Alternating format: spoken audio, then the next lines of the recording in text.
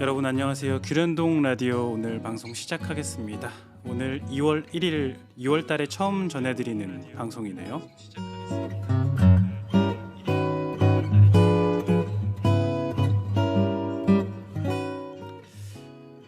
2월 1월이 지나고 이런 생각이 들었습니다.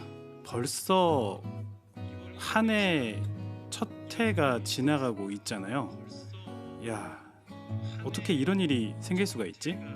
이런 생각이 들더라고요. 시간이 이렇게 빠르구나 그런 생각을 했습니다.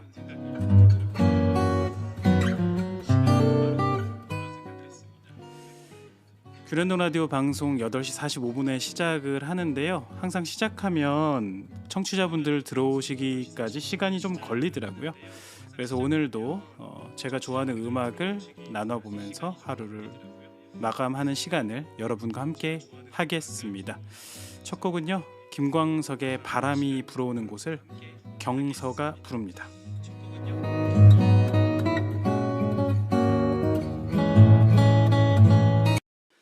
네, 폴킴의 모든 날 모든 순간 함께 모든 순간까지 함께 듣고 왔습니다. 여기는 규련동 라디오고요. 여러분들 함께 하시고 계시고 오늘은 2월 1일 그리고 8시 54분 지나고 있습니다. 정신이 하나도 없네요. 저녁을 먹은 지가 얼마 안 돼가지고요. 아직까지 정신이 안 든 것 같아요. 네, 오늘 방송 함께 하시고 지금은 두 분이 들어오셔서 저와 함께 하고 계십니다. 괜찮습니다. 저는 소리가 좀 이상해. 저는 사람들이 적다고 해서 의기소침하거나 방송에 하지 말아야지 이렇게 생각하는 사람이 아니고요. 즐겁게 시간을 나누면 되니까 오늘 하루를 이렇게 마감하는 시간을 함께 하도록 하겠습니다. 오늘 규련동 라디오 함께 오고 계신데요. 오늘도 일어났던 뉴스랑 좀 재밌는 이야기 있으면 전해드리고 음악도 신청곡 있으면 같이 듣고 그렇게 오늘 이 시간을 채워가도록 하겠습니다. 네, 오늘은 이런 뉴스를 좀 준비를 해봤거든요. 보시면 알겠지만 농축산물 20% 할인한다.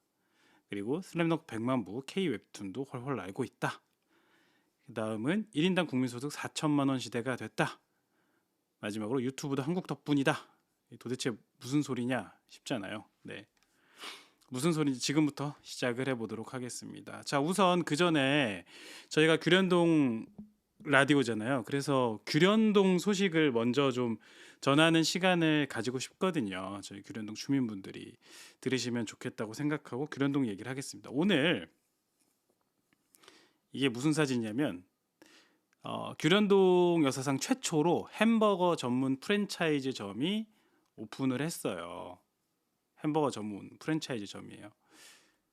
그러면은 여기가 아주 시골도 아닌 것 같은데 이 규련동 라디오 처음 들으시거나 규련동 옆에 계양역 지나가잖아요. 계양역 듣다가 이걸 들으시는 분이 있을 수도 있기 때문에 들으면 화들짝 놀라실 수도 있어요. 규련동에 햄버거 안 팔아? 네, 안 팔았습니다. 적어도 그 전문 프랜차이즈 점은 없었어요. 이번이 처음이에요. 그래서 규련동 주민들한테 상당한 뉴스가 되고 있는 걸로 저는 알고 있고요. 제가 따로 가봐서 후기를 남겼는데 많이들 관심 있으시더라고요. 이거 보면 알겠지만 상당히 먹음직스럽게 생겼습니다. 그래서 저도 오늘 갔다 왔고요.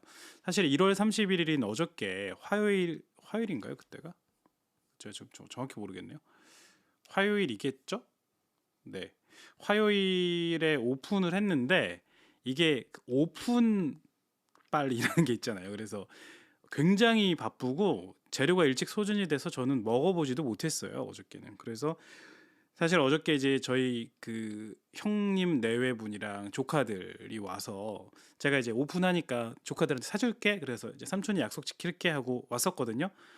쓸쓸히 돌아서 동양동에 있는 맘스터치에 가서 먹었던 기억이 납니다. 그래서 저 그냥 이게 후기도 남겨야 되고 그러니까 가서 먹겠다, 그래서 오늘 가서 시켜서 시식을 해봤습니다.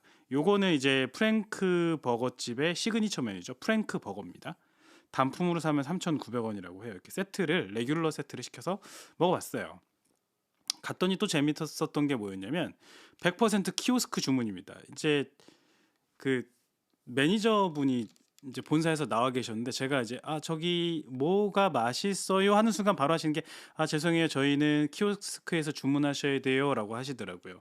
그래서 코로나19 이제 그 이번 주 월요일부터 코로나19 그 마스크 의무가 해제됐잖아요. 그래서 병원이나 의원이나 병의원이나 약국 같은 아니면 대중교통 탈 때 그런 특정 장소에서만 마스크 의무가 여전히 있잖아요. 그래서 코로나19가 지나가는 걸로 생각이 되는데 이제는 정말 공식적으로. 그런데 코로나19의 상흔, 흔적이라고 한다면 아무래도 저는 그런 게 생각이 납니다. 이 키오스크가 정착이 되었다. 키오스크가. 이제는 정말 그러니까 비대면, 무인 서비스가 사실은 대면 서비스를 하는 이런 사실 가게잖아요. 대면 서비스잖아요. 내가 사람이 멀쩡히 있는데도 기본적으로 대면하는 어떤 접촉면이나 대면하는 순간을 최소화한다는 거죠. 모든 게 사회 시스템이 그렇게 돼버린 것 같아요. 간편한 것도 있고 익숙하면 저야 뭐 이런 거 익숙하니까 저는 MZ 세대니까요. 익숙하니까 키오스크가 편하기도 했거든요. 그런데 또 한편으로 어르신들은 불편하신 분들도 있으실 거라고 생각이 들더라고요. 실제로 제 친구 중에 그 친구 아버님이 저는 이제 그분 선생님이시고 그러셔서 선생님이 이제 교육을 많이 받으신 분이잖아요. 키오스크 이런 데 잘 적응을 하시겠지라고 생각을 했는데 제 친구 아버님은 키오스크 쓰는 게 싫어서 잘 안 가신대요. 그리고 가면은 꼭 자녀한테 이렇게 쓱 뒤에 뒷짐 지고 쓱 서 계시는 그런 거 있잖아요. 자연스럽게 딴 사람이 하도록 그렇게 하신다고 합니다. 그런 걸 보면 이 키오스크가 되게 익숙한 것 같지만 많은 사람한테 불편함을 여전히 주고 있는 것도 사실인 것 같아요. 여하튼간에 이 프랭크 버거는 100% 키오스크 주문이었어요. 자, 그런데 제가 이 재밌는 걸 봤는데 프랭크 버거잖아요. 햄버거입니다. 근데 여러분 그 샌드위치라는 게 있잖아요. 그쵸? 샌드위치? 샌드위치랑 햄버거가 무슨 차이인지 혹시 아세요? 이거 아는 분들이 한국 분들은 별로 안 계시더라고요. 제가 되게 재밌더라고요. 그래서 제가 요거를 좀 알려드리면서 이 시간에 좀 시작을 하고 싶은데 이거 별건 아니고요. 상식적으로 알아두면 좋아요. 샌드위치랑 햄버거 차이가 뭐냐면 이 두 개 지금 제가 사진을 올려놨는데 두 개 차이 아시겠어요? 이게 하나는 샌드위치고 하나는 햄버거거든요. 뭐가 뭔지 아시겠어요? 뭐 햄버거는 100% 이거니까 알겠죠. 근데 이건 샌드위치거든요. 뭐가 차이가 있습니까? 딱 보시면 네, 패티, 고기 차이예요. 고기. 햄버거는요. 햄버거는 이게 이름이 있는 거예요. 햄버거 자체가 이게 우리말로 직역을 하면 점여서 이렇게 고기를 싹 점여가지고 왜 이렇게 그 호남 방언으로는 조사뿐다 그러잖아요. 조사가지고 그걸 다시 이렇게 뭉쳐서 패티를 우리가 먹는 패티를 만드는 거예요. 그러니까 이제 고기가 소고기나 이런 거죠. 그런 패티, 뭐 돼지고기일 수도 있겠지만 대충 대부분 소고기니까 그 소고기 패티를 그러니까 점인 고기로 만든 패티를 빵 사이에 끼워서 먹는 것이 햄버거고요. 정의가 있어요. 단어가 다릅니다. 샌드위치는 이제 그거 외에 다른 고기들, 점인 고기 말고. 요거는 지금 이제 치킨이잖아요. 그러니까 닭고기를 튀긴 거잖아요. 요거는요, 정확히 치킨 샌드위치라고 합니다. 미국에 가보시면 알아요. 특히 서부 이런 데 치킨 샌드위치가 유명한 브랜드도 있고요. 따로 있습니다. 그래서 이거는 정확히 얘기하면 우리가 치킨 버거 하는데 치킨 버거 아니고요. 그러면 미국 애들 못 알아들어요. 치킨 샌드위치고요. 요게 햄버거입니다. 뭐 막간을 이용한 상식 같은 거죠. 말 나온 김에 그것도 말씀드릴까요? 이 이름의 유래가 햄버거는 뭐 햄버거 공작이란 말도 있는데 이건 정확하지 않고 샌드위치는 유래가 있어요. 샌드위치 백작이란 분이 있었어요. 독일 쪽에 있는 아마 그 제후 영국인가 독일 쪽에 하여튼 유럽 쪽에 제후였던 거예요. 백작이면 대단히 높잖아요. 왕이나 다름이 없거든요. 근데 이분이 그 연극이랑 이런데 근데 지금 이거 몇 가지 얘기가 섞였을 수 있거든요. 지금 제가 기억 준비한 게 아니에요. 기억을 더듬으면서 얘기하는 거라. 여하튼 그분이 굉장히 바쁜 분이셨어요. 되게 일도 열심히 하고 예술에도 관심이 많고 뭐 연극도 막 이렇게 자기가 지금의 구단주나 공연단 주인처럼 해서 그런 걸 운영하시느라 몸이 두 개라도 모자랄 지경으로 바쁘신 분이었던 거죠. 성실하신 분이었던 모양입니다. 지금 우리 요새도 그렇잖아요. 왜 잘 나가거나 일을 잘하면은 오히려 바빠가지고 밥 먹을 겨를이 없잖아요. 그러면 보통 어떻게 합니까? 뭐 파리바게트나 뚜레쥬르 가서 빵 한 조각 사오거나 샌드위치 햄버거를 먹지 않습니까? 바로 그때 똑같습니다. 그분이 그때도 똑같아요. 이제 귀족이시니까 식단은 좋잖아요, 재료가. 요리사들이 이제 지금 정식 프랑스 정식처럼 빵이랑 뭐 숲이랑 채소, 양상추 이런 샐러드하고 그러니까 정식 코스대로 준비해 오려고 했더니 이분이 바빠서 먹을 거를 였으니까 야 그냥 한꺼번에 해와 이렇게 얘기를 한 거예요. 그랬더니 그 요리사가 꾀를 내서 머리 아이디어를 내 가지고 이렇게 만든 거죠 한꺼번에 이렇게 건강 그래서 이제 영양을 골고루 갖고 있는 이런 샌드위치를 만들게 됩니다. 그래서 빵 사이에 고기나 야채 등을 넣어서 먹는 것은 샌드위치라고 부르는 거예요. 이게 정의입니다. 그래서 햄버거나 샌드위치 먹으면 건강에 안 좋다는 분들인데 그렇지 않습니다. 오히려 식단 그 영양학적으로는 되게 굉장히 균형 잡혀 있어요. 그 뭐라 그래야 될까? 햄버거를 슈퍼 사이즈 미라는 다큐멘터리를 했을 거예요. 벌써 한 10년이 넘었는데 재밌는 다큐거든요. 미국 사람이요. 어떤 사람이 자기가 패스트푸드만 이제 햄버거죠. 맥도날드 햄버거나 뭐 이런 것만 먹어보겠다. 얼마나 몸에 안 좋은지를 밝히겠다라고 했는데 진짜 먹었더니 막 살이 몇십 킬로가 찌고 난리가 났었어요. 혈당 뭐 지방 수치 올라가고 그런데 거기에 대해서 이제 학자들이나 의사들이 바로 반박을 했죠. 저거는 햄버거 때문이 아니고 그때 같이 먹는 콜라 때문이다. 코크 때문이다. 설탕물이잖아요. 보니까 그 사람이 감자튀김하고 콜라를 엄청나게 먹는 거예요. 실제로 과정을 다시 분석해 봤더니 그래서 햄버거나 샌드위치가 영양학적으로나 이렇게 건강에 특별히 나쁘다는 증거는 없답니다. 그래서 맛있게 즐기시면 돼요. 감자튀김하고 콜라를 조심해라. 그런 거죠. 저도 그래서 제로 콜라를 먹습니다. 웬만하면. 자, 그렇습니다. 프랭크버거 규련동 오픈했는데 그 영상은 제가 채널에 따로 만들어서 올려뒀으니까요. 랜선 여행을 하고 싶으신 분은 한 번씩 보시면은 즐기실 수 있을 것 같습니다. 자, 그리고 다음 소식이요. 지난번에 택시 요금 1,000원씩 올라간다는 말씀 드렸잖아요. 근데 계속 이어지고 있어요. 물가가 오르니까 지금 전국 곳곳 교통요금이 들썩들썩한다, 걸어 다녀야 하는 이런 푸념이 나오고 있다고 뭐 이런 건 이제 기자분들이 만든 걸 텐데 중요한 건 뭐냐면 17개 시도 중 충남, 세종, 제주만 인상 계획이 없고 그럼 뭡니까? 17개 중에 14개 광역자치단체가 모두 올릴 계획이라는 겁니다. 거기다가 시내버스 요금 인상도 검토하고 있어서 월급 빼고 다 오른다는 푸념이 되고 있는데요. 여기 기사 첫 줄이 난방비 폭탄에 의해서 서민에 발인 대중교통 요금이 전국 곳곳에서 줄줄이 인상되고 있다라는 내용이 나오고 있는데요. 난방비 폭탄은 맞는 것 같아요. 저는 몸에 열이 많은 편이라 이렇게 보시면 아시겠지만 가디건도 입고 그래서 난방을 그렇게 많이 안 틀거든요. 근데도 저도 가스 요금이 이번 겨울 동안 지난 12월에 많이 나왔어요. 깜짝 놀랐거든요. 그렇게 나온 적이 없어서 얼마인지 말씀드리긴 그렇고. 근데 여러분들도 그러셨을 것 같아요. 저만 그런 게 아니고 있었는데 이제 물가가 오르고 전반적으로 에너지 가격이 오르니까 대중교통 요금은 지난번 택시 요금 말씀을 제가 드렸죠. 지난번 방송 찾아보시면 되고요. 제가 따로 만들어서 올려놨습니다. 그거 보시면 되는데 중요한 건 대중교통 요금이 줄줄이 오른다는 겁니다. 자, 그런데 뉴스 중에 약간 좀 예민한 게 있었어요. 뭐가 있었냐면요. 대중교통 인상을 앞두고 있으니까 노인 무임승차가 뜨거운 감자가 된다는 얘기가 나왔습니다. 무슨 얘기냐? 지금은 노인분들이 아마 대중교통 특히 서울이나 수도권은 무료일 거예요. 여기서 말하는 노인은 만 65세 이상, 영어로는 시니어라고 불리는 분들이십니다. 근데 이거를 무임으로 하면 안 되고 뭐 반값 할인이라든지 뭐 일부는 받아야 된다라는 얘기가 나오고 있어요.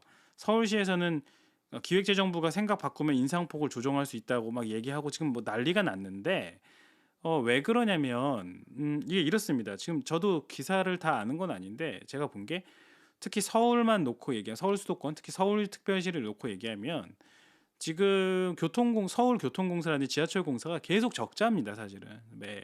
적자인데 그거를 공사채로 했죠, 회사채. 그러니까 채권을 발행해서 빚을 빌리는 거예요. 빚을 빌려서 그 적자를 메우고 있었어요.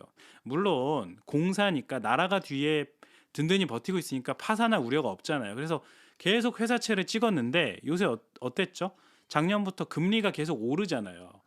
그리고 레고랜드 사태 때문에 채권이 안 팔렸거든요. 그러다 보니까 이런 모델이 앞으로도 계속 가능한가라는 생각이 있는 거예요. 서울시에서 특별히 지금 먼저 나섰는데 이렇게 하면 안 된다. 그리고 검토를 해봤더니 적자의 대부분을 차지하는 게 노인분들 승차 대부분은 아니죠. 한 30% 40%였던 걸로 기억을 하는데 하여튼 간에 많은 부분이 노인 부분 무임승차다. 그래서 그걸 일단 줄여야 한다라는 주장이 나오고 있는 거죠. 물론 이 얘기를 들으시는 어르신들은 굉장히 서운하시겠지만 재정을 보는 사람 입장에선 그런 말을 할 수도 있다는 생각은 들거든요. 근데 뭐 힘들죠. 이게 될까요? 이게 세대 갈등도 있고 사실은 어르신들의 표가 많기 때문에 잘 될진 모르겠어요. 그리고 또 그런 생각도 들어요. 이게 1984년도부터 도입된 제도라는데 노인분들을 그 무료로 대중교통 이용하게 해드리는 게 그 굉장히 고생하신 어르신들인데 그분들한테 꼭 이걸 받아야 될까 현실적인 얘기가 있지만 물론 제가 그 미국에서 거주할 때는 그 반값이었어요. 무료는 아니고요. 그러니까 뭐 그런 걸 생각하면 뭐 글로벌 스탠다드나 세계적인 추세를 생각하면 무임승차는 말이 안 된다는 주장도 일리는 있겠죠. 여하튼간에 좀 아쉬운 소식입니다. 이게 살림살이가 팍팍해지면 이런 소식이 유독 많이 들리는 것 같아요. 난방비도 그렇고 옛날에 그 관포지기로 유명한 관중하고 포수가 있잖아요. 그중에 그 관이 관중인데 관중이 제 나라 재상이었거든요. 근데 관중이 이제 굉장히 똑똑한 사람이에요. 책도 남겼어요. 아직도 있는데 그 관자라는 책이 있는데 그 사람이 이제 그 유명하면 자자 붙이잖아요. 그래서 관중을 관자 이렇게 해가지고 관자라는 책이 있는데 거기에 보면 이런 말이 나옵니다. 되게 익숙한 말이에요. 그 백성들은 곳간이 넉넉해야 예를 안다 이런 말이 있거든요. 그러니까 우리나라 속담에도 있죠. 옛날에 예. 곳간에서 인심 난다 이런 말 있잖아요. 그러니까 살림살이가 팍팍해지면 사람들이 각박해지고 서로가 서로를 좀 뭐랄까요 물어뜯고 이런 경향이 있고 어르신들을 이제 고생하셨으니까 노년에 편하게 살게 해드리고 싶은데 이게 잘 안 되나 봅니다. 그런 아쉬운 생각이 좀 드네요. 네, 그렇습니다. 어쨌든 간에 저희 채널에 가시면은 이 3월부터 계약력 기본요금에 못 간다 이런 제목으로 돼 있는데 대체적으로 택시 요금과 관련된 대중교통 관련된 영상이 있으니까 한번 참고하시면 좋겠고요. 네. 자, 규련동 라디오 함께 하시고 계시고요. 지금 오프닝 삼아서 그냥 뉴스 한두 개 같이 보고 있고요. 현재 함께 하시는 규련동 라디오 오늘은 2월 1일 수요일 오후 9시 10분 방송 함께 하고 계십니다.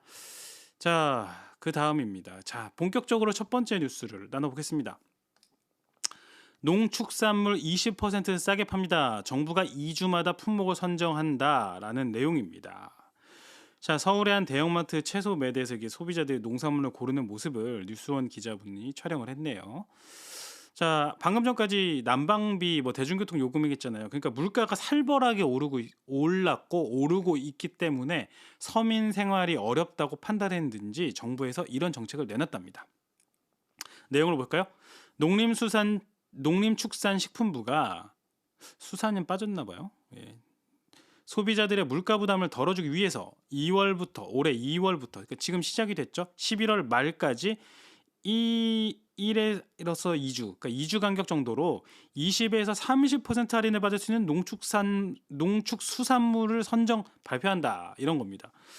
할인폭이 상당합니다. 그렇죠? 2주 정도 간격으로 20에서 30%. 자, 할인 대상은 전년 또는 평년 대비 가격이 높은 품목 중에서 고르기로 했다. 많이 오른 거에서 고른다는 거죠. 첫 번째로 2일부터 2월 2일입니다. 그러니까 내일이네요. 제가 그래서 이 뉴스 갖고 왔어요. 내일부터 시작되는데 모르시는 분들이 계신 것 같아서 좀 아시면은 도움이 되실 것 같아서요. 비교하기도 좋고 2일부터 15일까지 그러니까 2주 동안 양파, 당근, 깐 마늘, 시금치 등 4종류를 할인한다. 저도 이 뉴스를 늦게 봐서 깐 마늘을 샀어요. 그저께. 안타깝습니다. 양파랑 할인한다 이런 내용인데요. 자, 얼마나 올라나 볼까요? 정말 그렇게 많이 올랐을까? 얼마나 올랐을까요? 1월 말 기준으로 해서 양파 가격은 1kg당 2,743원으로 1년 전보다 33.5% 뛰었다. 야, 33.5%. 여러분들 월급 얼마나 오르셨어요? 작년보다. 요새는 연봉 협상하잖아요. 저희 가족도 이제 형제한테도 들어보면 1년마다 연봉 협상하거든요. 많이 오르면 엄청 오르지만 대부분 잘 안 오르고 그리고 뭐 그냥 월급쟁이나 특히나 뭐 공무원분들은 특히나 물가 상승률 정도밖에 안 오르잖아요. 그런데 양파 가격이 무려 33.5%가 뛰었답니다. 두둥입니다. 그렇죠? 자, 그리고 깐 마늘도 1년 전보다 5.2% 비싸다. 이런 내용입니다. 아, 이거 대단합니다. 그것도 깐마늘은 양심적이네요. 은행 이자만큼밖에 안 올라. 그런 내용입니다. 자, 방식도 한번 볼게요. 앞서 농식품부는 설을 앞두고 배추, 무, 사과, 배, 소고기 등 성수품 10종을 포함한 농축산물에 대한 할인 행사를 진행을 이미 했다. 지난 설에 했다는 거죠. 자, 그래서 이번 방식도 비슷한 방식으로 진행한다. 어떤 거냐? 이마트, 롯데마트 등 전국 대형마트, 거기에 전통시장, 11번가 마켓컬리 등 온라인 유통업체, 오픈마켓 같은 것까지 다 결국 다 포함하는 거네요. 유통업체 전부 포함해서 할인 품목을 살 때 매주 1인당 10,000원 한도로 20%를 할인한다. 2,000원 할인해 준다는 얘기네요. 일주일에 2,000원 할인입니다. 예. 할인 품목을 사면 결제할 때 자동으로 할인된 요금이 적용된다. 그러니까 따로 뭘 하는 건 아니고 그냥 편리하게 바로 그걸 사면 그냥 해주겠다. 뭐 이런 거네요. 역시 그 IT 강국 대한민국입니다. 자동으로 해준다는 이런 쉬운 그걸 쉽게 얘기하는 거 보니까. 그림을 한번 볼게요. 예를 들면 이런 거예요. 대형마트입니다. 마트에서 양파 10,000원을 구매를 하면요. 계산할 때 2,000원이 할인된 겁니다. 그러니까 계산을 내가 딱 긁으면 계산해 주세요 하면 바로 그게 10,000원을 샀는데 8,000원으로 계산이 된다는 얘기죠. 근데 사실 이게 뭐 언제까는 뭐 나중에 입금할 때 뭐 8,000원을 돌려준지 그거는 모르겠어요. 어쨌든 자동으로 해준대요. 신경 쓰실 필요는 없는 것 같습니다. 자, 그렇고요. 자, 그 전통시장에 가면요. 이게 전통시장인데 전통시장에서는 사면 2만 원 한도로 30% 할인된다. 그러니까는 지금 여기 저는 10,000원 구매했을 때 3,000원 할인을 써놨는데 만약에 2만 원을 사면 6,000원이 할인되겠죠. 전통시장 가시는 분들한테는 꿀팁인 것 같아요. 한번 예, 잘 생각하셔서 매주 그러니까 다시 보면 일주일에 매주 1인당 10,000원 한도, 전통시장은 2만 원 한도로 20%, 30% 할인이니까 제가 볼 땐 전통시장 가서 사면 굉장히 그 혜택이 클 것 같은데요. 저희 어머님께서 전통시장 그러니까 가시거든요. 재래시장. 저희 어머님 같은 경우 가래떡을 많이 사시는데 예, 이거는 꿀팁입니다. 어머니 듣고 계시죠? 네, 잘 구매하시면 될 것 같아요. 자, 그렇습니다. 자, 생활 물가 관련된 뉴스를 봤는데요. 아까 신청곡이 있었어요. 예, 그 코에스티오 예, 읽기 어려운 구독자분이 신청곡을 주셔가지고요. 예, 비틀즈 아윌 듣고 오겠습니다. 예, 신청곡하고 제가 좋아하는 비긴 어게인의 로스트 스타일까지 함께 하고 왔습니다. 네. 음악이 끝나가는데 또 신청곡이 들어왔는데요. 그거는 나중에 네, 이어드릴게요. 저는 그 소양곡을 신청을 하셨는데 네, 그거는 좀 찾아봐야 될 것 같아요. 있는지. 네, 감사합니다. 규련동 라디오 함께하고 계시고요. 현재 시각은 오후 9시 예, 저녁 9시 22분입니다. 저녁은 다 드셨을 거고 저녁도 소화가 되고 계실 것 같은데요. 계속 얘기를 좀 이어갈게요. 예. 자, 이런 뉴스가 있었어요. 그 슬램덩크가 단행본 2달 만에 100만 부가 팔렸다. 영화는 거들 뿐. 이거는 MZ 세대 중에서 좀 위인 저도 속하는데 그 세대나 예, 3, 40대들한테는 전설적인 만화죠. 예, 이노우에 다케이코 애착인 슬램덩크가 이번에 100만을 넘겼답니다. 사실은 지난번에 더 퍼스트 슬램덩크가 개봉을 해서 상당한 인기를 끌고 있잖아요. 그 덕분인 것 같아요. 내용은 이렇습니다. 일본 만화 슬램덩크가 2달 만에 국내 단행본 신장판 기준으로 새로 나온 거, 새로 찍은 거죠. 100만 부 기록이라는 신기록을 세우고 있다. 출판사인 대원CI의 황민호 사장이 말하기를 영화 슬램덩크 흥행 덕에 지금도 계속 인쇄소에서 만화책을 찍어내고 있다면서 오는 15일 추가 발행에 돌입하면 100만 부를 달성한다고 말했다. 물량 소진이 확정돼서 사실상 이미 100만 부가 판매된 거나 마찬가지라는 설명을 했다. 만화의 경우에는 10,000부만 나가도 대박으로 간주하는데 1996년 완결된 만화가 역주행으로 2달 새 100만 부가 팔리는 건 국내 출판 만화 시장 사상 최초의 사례다. 이런 얘기입니다. 우리 만화 사상 최초긴 한데도 일본 만화가 좀 씁쓸하긴 한데 사실 슬램덩크를 그냥 일본 만화로 생각하기는 좀 약간 오해가 있죠. 이게 그 저희 세대한테는 추억이 담겨 있어요. 이게 보면 아시겠지만 이게 스토리도 정말 재밌고요. 이 작화가 이 그림이 진짜 엄청납니다. 이건 정말 이렇게 잘 그릴 수가 없고요. 이 땀 하나하나, 근육 하나하나 이렇게 정말 특색을 살려서 잘했고 배경까지도요. 놀라운 작품이에요. 이걸 어떻게 저렇게 빨리 할 수 있나. 예. 그런 생각이 들고요.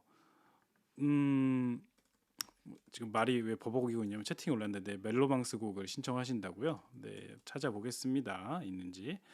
감사하고. 네, 계속 이어갈게요. 얘기를 어쨌든 간에 이 슬램덩크는 그런 엄청난 만화거든요. 근데 이게 100만 부를 다시 기록한 것도 대단한데 제가 사실 이거 뭐 슬램덩크 뉴스 가져오려고 한 건 아니고요. 슬램덩크에 관련된 영상은 또 따로 있습니다. 저희 채널에 가시면 슬램덩크는 못 참지 뭐 이렇게 해서 썸네일이 있는데 한번 보시면은 슬램덩크를 얼마나 저희 연배들이 좋아하는지를 제 지인들이나 인터뷰를 해가지고 제가 올려놨었거든요. 한번 보시면 좀 재밌을 것 같아요. 들으시면 그런 내용이 있고요. 자, 우리나라 만화시장에서 저렇게 일본 만화가 판을 친다. 뭐 그래서 안타깝다. 뭐 난리다. 이런 얘기를 하려고 이 소식을 들고 왔냐? 그런 게 아니고 사실은 일본 만화 시장이 대단하긴 한데 이미 작년 12월이죠 말에 이런 뉴스가 외신에 있었어요. 이코노미스트 아시죠? 영국의 굉장히 유명한 주간지잖아요. 여기서 이런 내용이 있었습니다. Japanese manga. 망가라고 하면 이제 일본 만화를 보통 망가라고 하죠.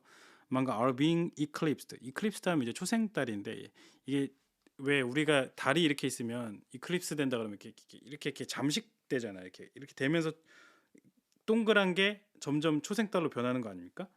이클립스다니까 이게 먹혀 들어가는 거예요. 누구한테? By Korean Webtoon. 그러니까 K 웹툰한테 일본 망가가 잠식되고 있다는 거죠. 과연 이게 뭐냐? 여기 밑에 소제목은 The industry's business model had hardly changed since the 1960s. 1960년 이래로 좀처럼 변하지 않고 있었는데 변하고 있다 이런 내용입니다. 자, 어떤 내용이냐 봤어요. 이런 내용이죠. 이코노미스트에서 한국 웹툰에 잠식되는 일본 망가라는 기사를 썼었는데요. 대서특필이 됐죠. 지난해 2021년입니다. 여기서 지난해는 일본 만화 시장 규모는 2,650억 엔, 한화로 약 2조 5,343억 원이었는데 이게 전년 대비해서 20년도 대비하자면 마이너스 2.3%가 줄어든 겁니다. 이게 왜 큰 거냐면 일본 만화가 이렇게 역성장, 역행한 적이 별로 없어요. 예. 그렇다는 겁니다. 근데 세계 웹툰 시장 규모는 늘어나고 있어요. 37억 달러, 하나로 4조 8,444억 원입니다. 그러니까 일본 만화 시장 규모가 세계 웹툰 시장 규모의 절반 이상이니까 큰 애라고 생각하겠지만 여기는 줄어들고 있는 겁니다. 거기다가 웹툰 시장 규모는 계속 커지고 있어요. 오는 2030년. 그러니까 앞으로 6, 7년만 더 지나도 560억 달러, 560억 달러면요. 이게 60조입니다. 60조가 뭡니까? 1200, 한 70조 가까이 되는 규모로 성장한다는 겁니다. 와, 이거 어마어마한 거거든요. 네. 그런데 거기서 한국 K 웹툰이 굉장히 시장을 점유하고 있고 앞으로도 커질 거라는 거죠. 실제로 심지어 일본에서도 K 웹툰 인기가 많아요. 보신 분들 계신지 모르겠는데 한국에선 드라마화 됐었죠. 이태원 클라스와 같은 한국 웹툰들은 일본 독자들 사이에서도 큰 인기를 끌고 있다고 이미 기사화가 됐습니다. 2016년에서 18년에 연재된 이태원 클라스는 지난 2020년 드라마로 제작이 됐는데 한국에서 일본에서 이를 리메이크한 록본기 클라스가 전국에 방영됐고 엄청난 인기를 끌고 있고요. 제가 화면을 따로 준비하진 않았는데 넷플릭스가 보면 이제 나라별로 서버가 따로 있어서 들어가면 지금도 넷플릭스 보면 아시지만 들어가면 한국 지금 넷플릭스에서 인기 있는 거 순위 나오고 세계 인기 나오잖아요. 근데 일본 넷플릭스 들어가면은 이태원 클래스가 계속 인기예요. 롯본기 클래스가 아니고 이건 리메이크한 거고 한국판 이태원 클래스가 왜 그런가? 왜 자기네들이 리메이크했는데 그거 보면 되지라는 생각이 드는데 보면 느낌이 오죠. 예. 요렇게 원작인데 요렇게 리메이크했는데 뭔가 약간 좀 많이 다른 것 같은 거는 제 착각이겠죠? 네, 그런 생각이 듭니다. 여하튼간에 한국 웹툰이 이렇게 세계 시장을 점유를 많이 해가고 있고 한다는 소식이 들리니까 또 한편으로 굉장히 든든하다는 생각도 들고 맨날 경제 어렵다는 뉴스만 나오고 있는데 이런 뉴스를 보니까 또 살짝 기분이 좋아지기도 하고요. 제 조카들 만화 본다고 제가 닥달할 때 있는데 그러지 말아야겠어요. 가끔 보면 격려도 해주고 그래야겠다는 생각이 듭니다. 네, 오늘은 좀 뉴스보다는 좀 음악을 좀 위주로 들었으면 좋겠다는 생각을 해서 신청곡 먼저 들어온 멜로망스의 선물 함께 들으시고 계속 이어가도록 하겠습니다. 멜로망스의 선물입니다. 아이유 반편지 함께 듣고 돌아오셨습니다. 정말 명곡이죠. 아이유라는 가수는 정말 대단한 가수인 것 같아요. 사실 제 저는 이제 아이유라는 가수가 정말 꼬맹이일 때 봤어요. 기억을 하거든요. 그 지금은 사라진 유스케죠. 유희열의 스케치북 전이 그 전신이 윤도현의 러브레터였잖아요. 그 전이 이소라의 프로포즈였고 여기까지 나오면 이제 막 나이가 드러나죠. 저는 이소라의 프로포즈 때부터 사실 그 방송을 뭐 한 번도 빠짐없이 봤다는 건 아니지만 계속 챙겨 봤던 시청자예요. 그래서 지난번 이제 유희열 씨 논란이 좀 아쉽기는 한데 프로그램 자체는 훌륭했잖아요. 여하튼간에 아이유라는 가수가 언제 데뷔했냐면 윤도현의 러브레터 시절에 데뷔를 했습니다. 기억이 나거든요. 미아라는 곡으로 통기타 하나 들고 이제 막 가창력과 음악성으로 승부하려고 나왔나 봐요. 그런데 여기서 이제 약간 계산차가 뭐냐면 일단 이미 그때도 아이돌들의 시장이었던 것도 있고요. 아이유가 그때 16살이었어요. 제가 알기로 16살에 데뷔를 했거든요. 16살에 데뷔를 했는데 데뷔를 하다가 근데 이제 미아라고 통기타 들고 이제 엄청나게 그 뭐랄까 분위기를 탁 잡고 나왔잖아요. 곡은 되게 좋았어요. 그 가창력도 좋고 전 아직도 그 곡을 되게 그 숨겨진 명곡이라고 생각을 하는데 문제는 16살 아이가 노래를 되게 잘하는데 아무래도 어린 티가 나잖아요. 그러니까 잘 안 맞는 옷을 입었던 거죠. 지금이야 아이유가 그렇게 하면 음악성에 대해서 대단한 찬사가 있겠지만 좀 어울리지 않았어요. 좀 솔직히 말하면. 그래서 잘 안 되고 거하게 데뷔곡이 말아먹습니다. 그러고 나서 제가 알기로 다시 나이에 맞는 컨셉으로 돌아가죠. 뭐 마시멜로우라든지 그런 거 하다가 이제 우리 아는 3단 고음으로 빵 뜹니다. 그 좋은 날이죠. 좋은 날로 빵 뜹니다. 그때 그 3단 고음에 뭐 난리가 났었죠.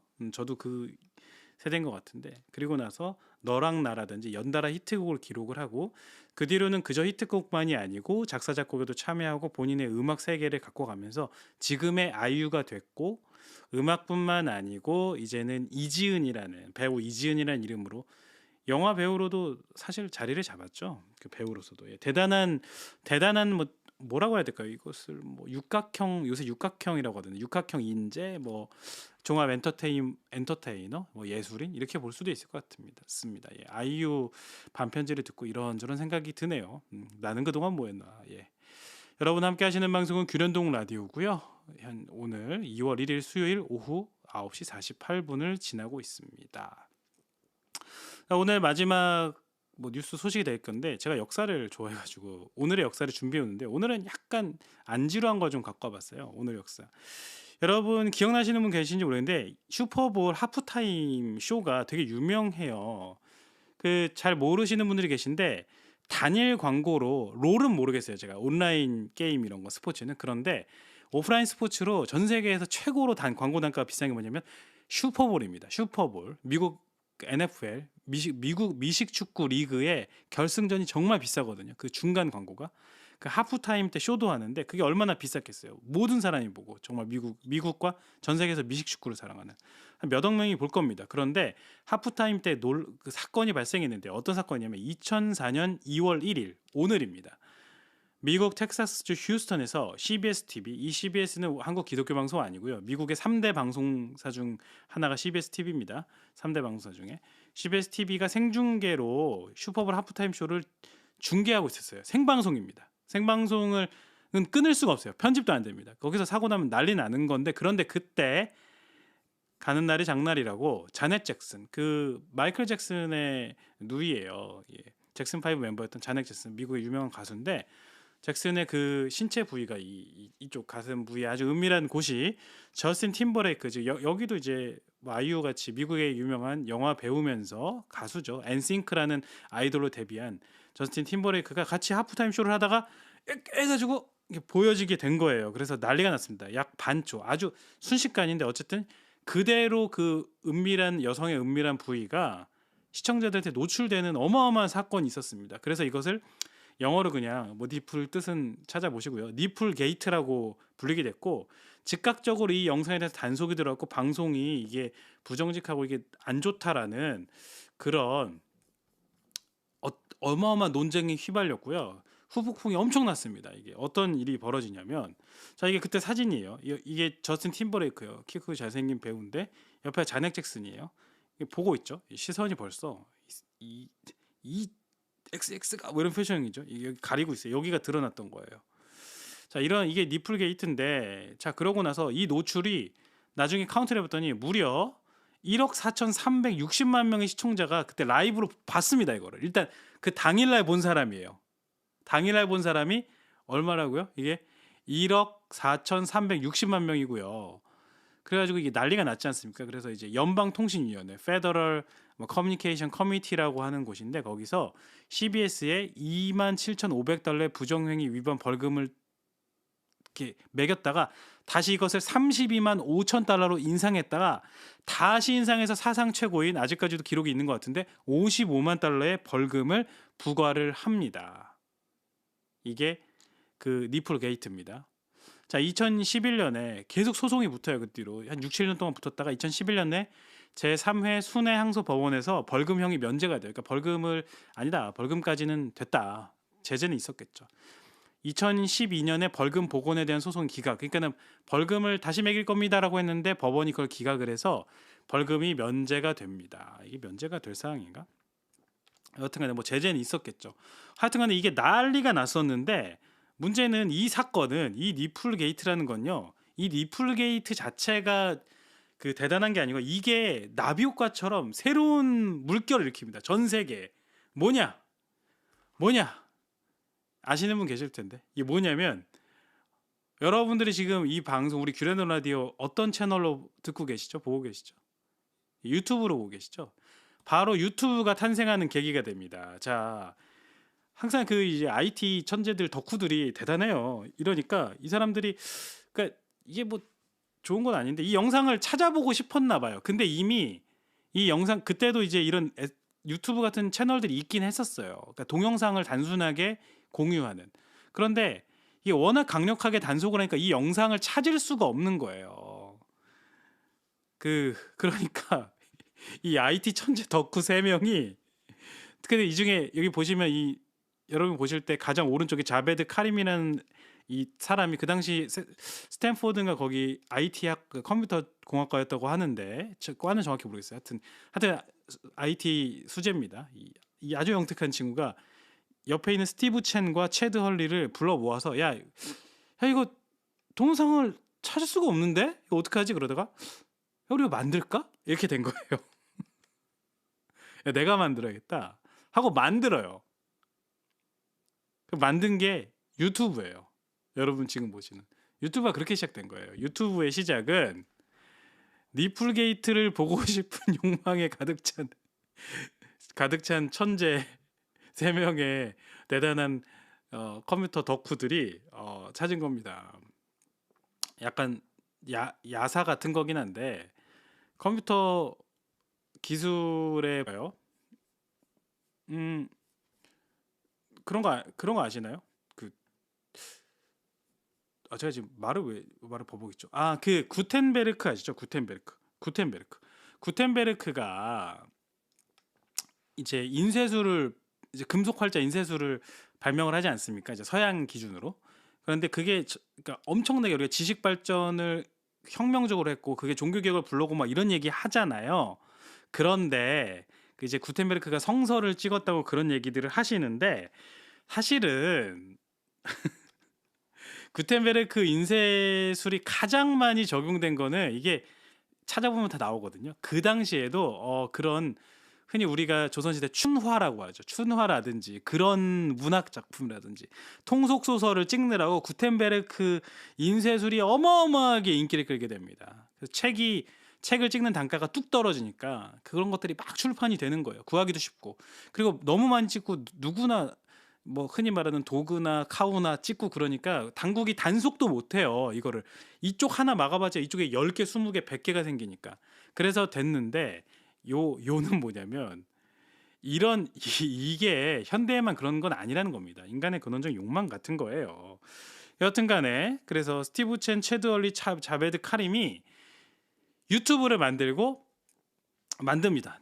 여기 읽어드릴게요. 유튜브 공동 창업자인 자베드 카림은 니플 게이트 사건으로 인해 동영상 공유 사이트의 창설을 이끌었고 그 유튜브예요. 2005년 2월 페이팔 직원이었던 체드 얼리, 스티브 첸을 친구니까 공동 창립을 합니다. 이 직원이지만 직원 중에 이게 약간 좀 낮은 직원이었어요. 뭐 높은 사람 아니고. 그래서요 만들었고요. 야 이게 잘 돌아가는지 한번 돌려보자. 그래서 올린 게 2005년 4월 23일 최초로 미 앳더주 난데 이게 뭐 직역하면 동물원에서의 나를 업로드하면서 본격적인 서비스를 시작했어요.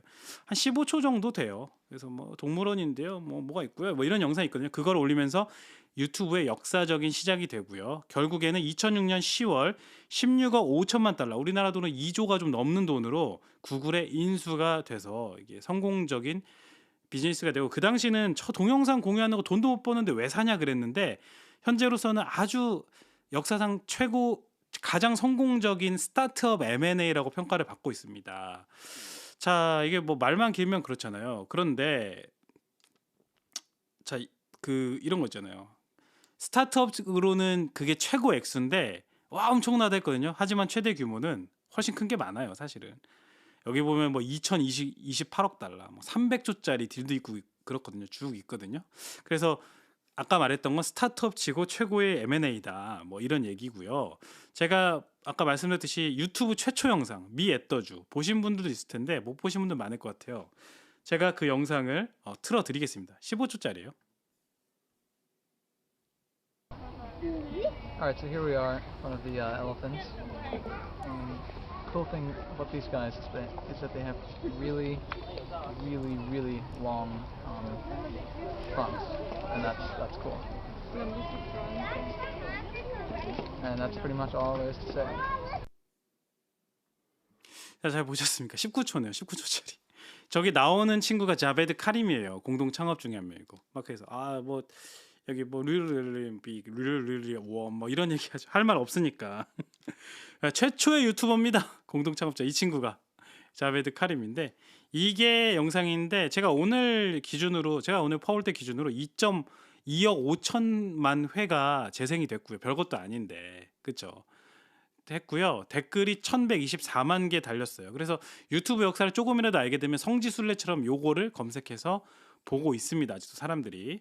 이 자베드 카림이 이거 자기 어카운트로 수익을 돌려놨나? 이거 엄청날 텐데. 여튼간에 그렇습니다.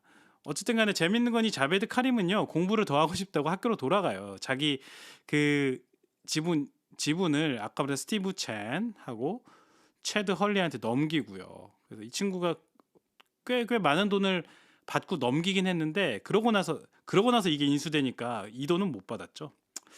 땅을 치고 후회하고 있지 않을까. 마치 이것은 옛날에 비트코인 10,000개로 피자 한 판 사 먹은 분과 같은 뭐 약간 그런 느낌이 들죠.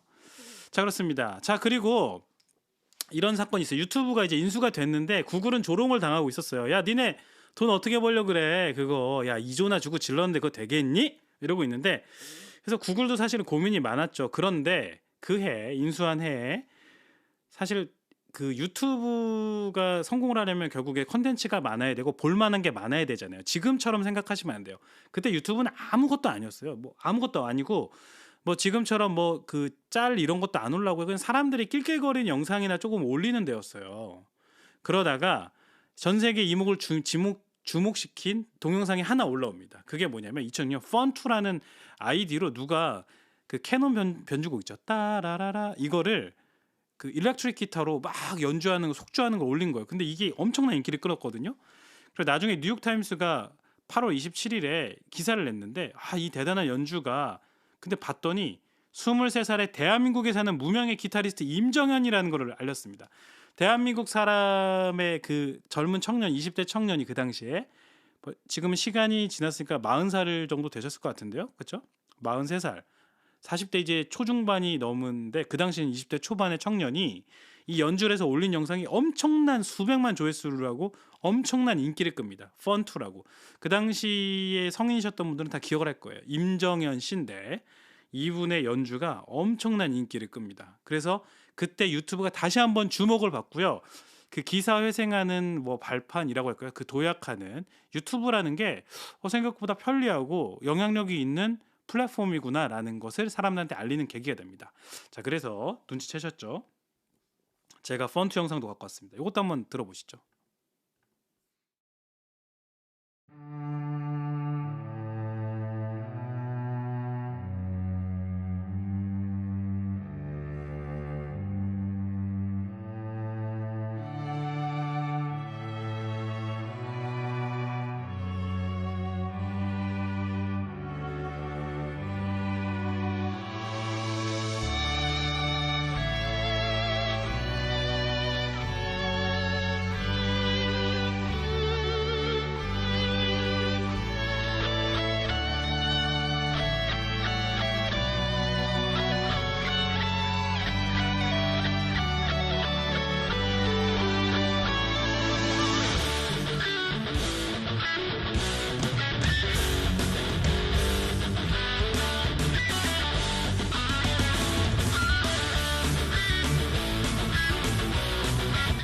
여기까지만 다 들어도 되는데 길어지니까 이런 영상이 올라왔는데 이게 막 난리가 났었어요. 그래서 이 덕분에 유튜브란 플랫폼의 위력이나 유튜브란 플랫폼이 굉장히 유용하고 성장성이 있다, 미래의 가능성이 있다라는 거를 모든 사람들이 알게 되는 그런 결과를 갖게 됩니다.